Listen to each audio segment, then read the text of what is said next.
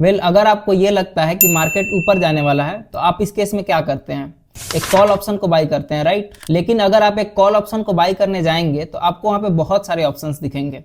जैसे निफ्टी का अगर बात करें तो आपको निफ्टी का 25,000 का कॉल ऑप्शन दिखेगा, 25,200 का दिखेगा, 25,400 का कॉल ऑप्शन दिखेगा। तो इनमें से हमें कौन सा कॉल ऑप्शन बाई करना चाहिए? अगर आप किसी भी दो अलग अलग ऑप्शन को बाई करते हैं तो उसमें जो प्रॉफिट होगा वो भी डिफरेंट होगा, और अगर लॉस होता है तो दोनों ऑप्शन में अलग अलग लॉस होगा। तो आखिर हम वो कौन सा ऑप्शन बाई करें जिसमें हमारा प्रॉफिट मैक्सिमम हो और अगर लॉस होता है तो वो काफी लिमिटेड हो। अगर आप ऑप्शन ट्रेडिंग करते हैं तो ये आपके साथ जरूर हुआ होगा कि मार्केट तो आपके डायरेक्शन में जा रहा है, यानी कि अगर आपने निफ्टी का कॉल ऑप्शन बाई किया है तो निफ्टी तो बढ़ रहा है, लेकिन निफ्टी का जो कॉल ऑप्शन है वो नहीं बढ़ता है। तो ये आखिर क्यों होता है और इससे बचने के लिए हम कैसे एक सही ऑप्शन को बाई कर सकते हैं, तो ये सारा चीज आज के वीडियो में हम डिस्कस करने वाले हैं।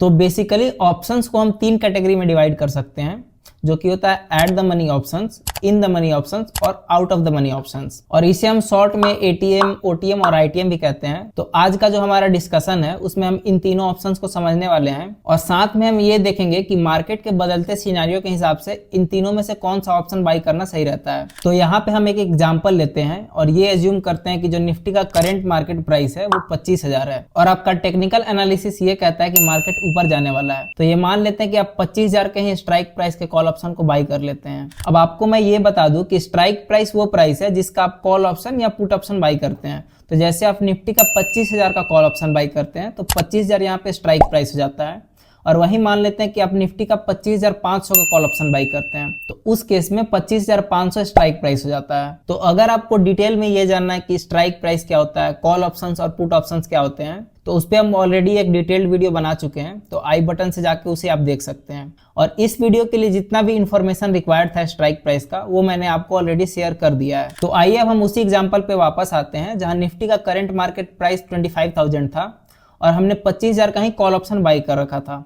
तो क्योंकि हमने 25,000 का कॉल ऑप्शन बाई किया है और मार्केट इज ऑल्सो एट 25,000, तो ये जो स्ट्राइक प्राइस है 25,000 का वो एट द मनी हो जाएगा। तो इसका मतलब ये है कि मार्केट जहां पे भी है उससे नियरेस्ट जो भी स्ट्राइक प्राइस है वो एट द मनी हो जाएगा। तो अगर मार्केट 25,200 पे होता तो 25,200 का call option eight the money हो जाएगा, और अगर मार्केट 25,120 पे होता तो इस केस में 25,100 का call option eight the money हो जाता, क्योंकि जो स्ट्राइक प्राइस होते हैं वो निफ्टी में 50 के मल्टीपल में होते हैं।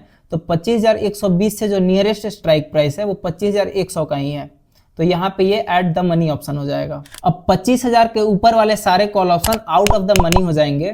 तो 25,100 का कॉल ऑप्शन हो गया, 25,200 का, 25,250 का, तो ये सारे call options out of the money हो जाएंगे क्योंकि मार्केट अभी 25,000 पे खड़ा है और ये सारे ऑप्शंस 25,000 के ऊपर हैं, यानी कि दूर हैं 25,000 से, तो इन्हें हम out of the money options कहते हैं। तो अब अपने अगले कॉन्सेप्ट यानी कि इन द मनी ऑप्शंस को हम समझ लेते हैं। तो 25,000 के स्ट्राइक प्राइस के नीचे वाले सारे ऑप्शंस इन द मनी हो जाएंगे, तो यानी कि 24,800 का कॉल ऑप्शन हो गया, 24,700 का, 24,000 का कॉल ऑप्शन, तो ये सारे कॉल ऑप्शंस हो जाएंगे इन द मनी। और इसका रीजन ये है कि मार्केट इन लेवल्स को ऑलरेडी क्रॉस कर चुका है।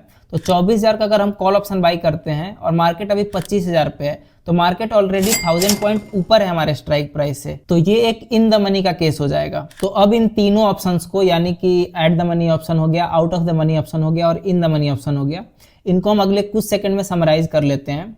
तो ऐड का ये मतलब होता है कि जहां पे है वहीं। तो अगर मार्केट 25,000 पे है तो 25,000 का स्ट्राइक प्राइस हो जाएगा एट द मनी। अब आउट का ये मतलब होता है कि बाहर, तो इसका मतलब 25,000 के ऊपर वाले सारे कॉल ऑप्शन, 25,100 का कॉल ऑप्शन हो गया, 25,200 का कॉल ऑप्शन हो गया, ये सारे आउट ऑफ द मनी हो जाएंगे।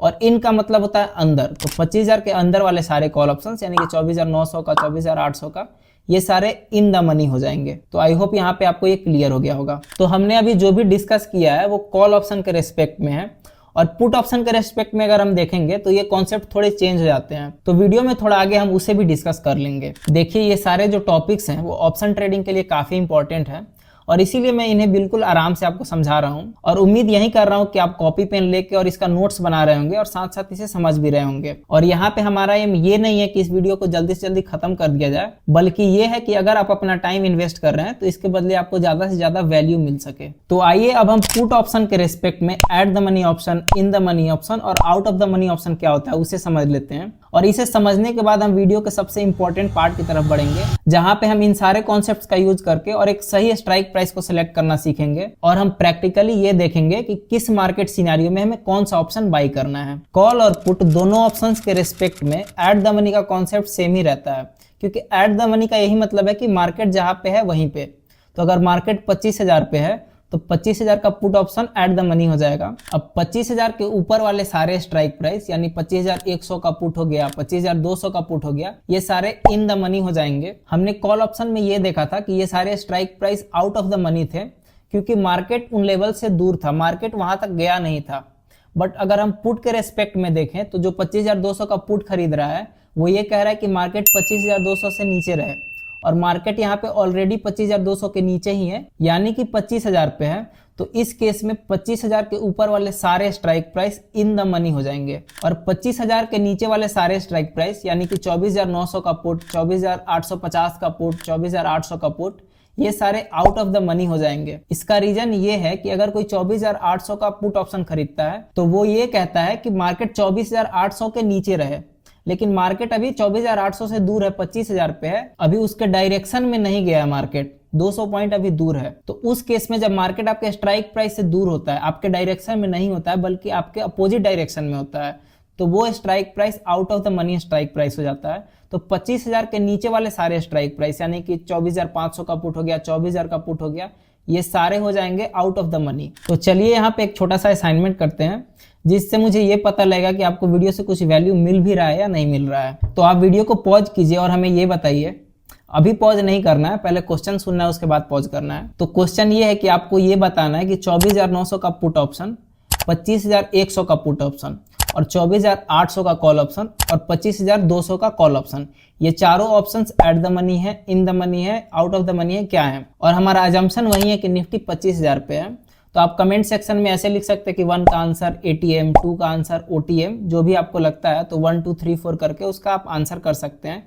और अगर आपका आंसर सही होगा तो मैं आपके कमेंट को लाइक कर दूंगा। तो आई होप कि आपने इसका आंसर बिल्कुल सही दिया है और आपको कॉल और पुट ऑप्शन दोनों के रिस्पेक्ट में at the money, in the money और आउट ऑफ द मनी का कॉन्सेप्ट 100% क्लियर हो गया है। तो अब हम आ गए हैं वीडियो के सबसे इंपॉर्टेंट पार्ट में। तो ये सारे कॉन्सेप्ट जो आगे मैं बताने वाला हूँ उसको काफी ध्यान से सुनिएगा, और जो भी हमने अभी तक थ्योरी पढ़ा है उसे अब हम प्रैक्टिकली इंप्लीमेंट करते हैं और फिर ये डिसाइड करते हैं कि हमें कौन सा स्ट्राइक प्राइस चूज करना है। At the money options, in the money options और out of the money options में रिस्क किस में ज्यादा होता है, किस में हमें ज्यादा रिवार्ड मिल सकता है और प्रोबेबिलिटी किसका ज्यादा होता है प्रॉफिट करने का। तो ये सब हम डिस्कस करते हैं। अब आप ये गेस कीजिए कि एट द मनी ऑप्शन और out of the money option, इन दोनों ऑप्शन में किसका प्रीमियम ज्यादा होगा। अब जैसा कि हम इस वीडियो में सीख चुके हैं कि जो out of the money options होते हैं वो मार्केट से दूर होते हैं। तो अगर मार्केट अभी 25,000 पे है तो 25,200 का जो कॉल ऑप्शन हो जाएगा वो आउट ऑफ द मनी हो जाएगा, और इस बात का कम प्रोबेबिलिटी है कि मार्केट यहां से 200 पॉइंट और मूव कर जाए। तो अब आप मुझे ये बताइए कि आप उस ऑप्शन का पैसा ज्यादा देंगे जहां पे मार्केट ऑलरेडी है यानी कि एट द मनी ऑप्शन,